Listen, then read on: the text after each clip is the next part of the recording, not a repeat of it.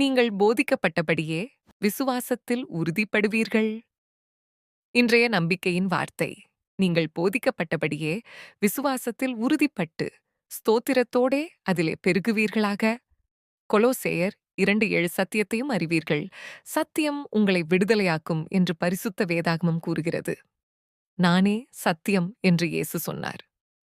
அவரே விசுவாசத்தை துவக்குகிறவரும் முடிக்கிறவருமாயிருக்கிறார். விசுவாசம் இல்லாமல் யாராலும் கர்த்தரை பிரியப்படுத்த முடியாது.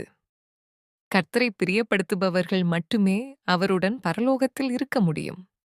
மேலே உள்ள நிலைகள் ஒன்றோடொன்று இணைக்கப்பட்டுள்ளதை பாருங்கள். இயேசுவை உங்களுக்கு நெருக்கமாக தெரியுமா? அவருடனான உங்கள் உறவு எவ்வளவு ஆழமானது? அவரோடு அமர்ந்து அவருடன் பேச நேரம் ஒதுக்குங்கள். அவருடைய வார்த்தையை படித்து புரிந்து கொண்டு அதில் ஆழமாக வேரூன்றி வளருங்கள். அப்போது உங்கள் விசுவாசம் அவருக்குள் பலப்படும். ஜெபம். கர்த்தராகிய இயேசுவே, உமது வார்த்தையில் வேரூன்றி இருக்க எனக்கு உதவி செய்யும். ஆமேன்.